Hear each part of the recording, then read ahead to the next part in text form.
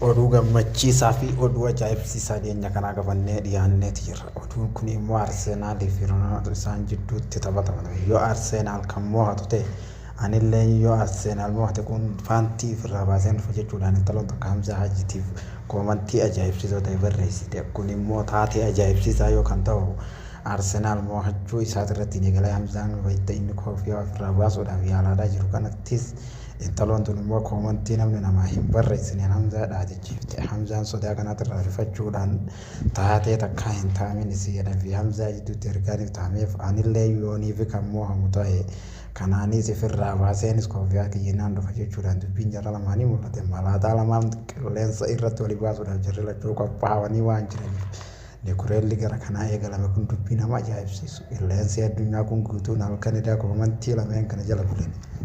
Garuu immoo nuti ammaan kana ilaallee akkuma argineen taatee nama ajaa'ibsiisuu fi kan namni hin dubbanne hundinuu mul'ate. Anillee yoo Arseenaal mo'atame baantii malee liifii dhufaa akkami jechuudhaan kun dubbii ajaa'ibsiise. Hamzaan deebii kana wayita deebisutti har'a yoo Arseenaal liifoormi mo'ate ani koofiyyaa malee liifii seena jechuun jarri lameen waa'ee liifiitu irrattis wal mormaati jirani. Nuti immoo taatee kanaatiinis isaan lachuutiin dhaabbadhaa jennaani.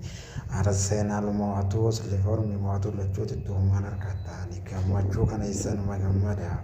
Namuu bakkuma jirtaniin akkuma sagalee kiyya kana dhageessaniin Hamzaa Haaji biraan akkana beeksaniin isiniin jaalatamtoota kiyya maastar Hamzaan ammoo koomantiin kun kan isa ajaa'ibsiise yoo ta'u irra deebinee nuti callisiif Nasrii Aanoolee Fireedii biraanis akka geessan isiniin jaalla.